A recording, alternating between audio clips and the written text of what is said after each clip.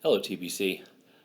This morning I received an email that sparked a conversation as a follow-up to Sunday's sermon, and there was a lot of conversation and question about what it actually takes to be saved, since that was a serious part of the talk during our sermon on Sunday.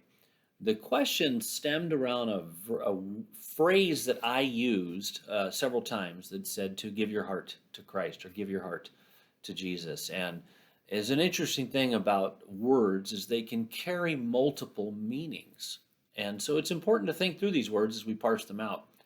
And sometimes you have to look at the context of those words to determine which meaning it was. Now, while my intent behind the word giving was not that it was some sort of a trade, like I give my heart in order to receive salvation, that it's some sort of a trading. Um, and another word that is often used there is to surrender my heart. Both of these words do quite fit, and both of them have multiple meanings. Give can mean that there's some sort of trade, but it also can insinuate that it is something I give of my own free will. Whereas surrender can be a fully handing over willingly, or it could also be under duress, like I give up, I surrender.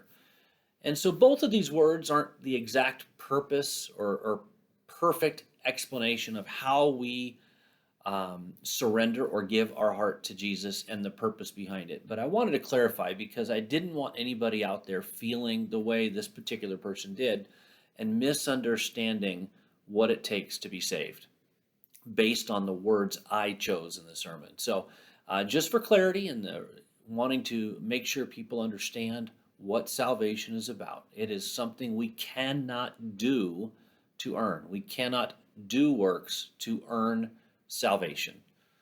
So, giving of my heart or surrendering that heart is not a works and is not something we do as an exchange or a trade in order to earn salvation. But we do have to give our heart or surrender our heart to Christ, meaning that we turn our life over to Him.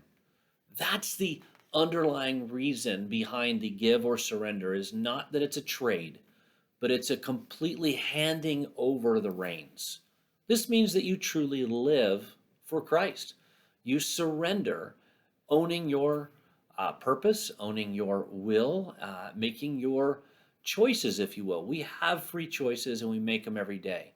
But when we seek to align our will with His, when we seek to do things in alignment with His will, we're putting Him in the lordship role of our life. And that's what matters when it comes to salvation. So I hope nobody else was too confused on that. When I went back and looked at it, I could see where my choice of words might have been a little confusing. So I felt this clarity was worth sending a quick little video out to you guys. I love feedback. I really do. Debative, combative feedback is never really healthy, but sincere, clarity-seeking feedback, I love that every single day. I wish you guys the best. I pray for you daily. I love you, and we'll see you soon.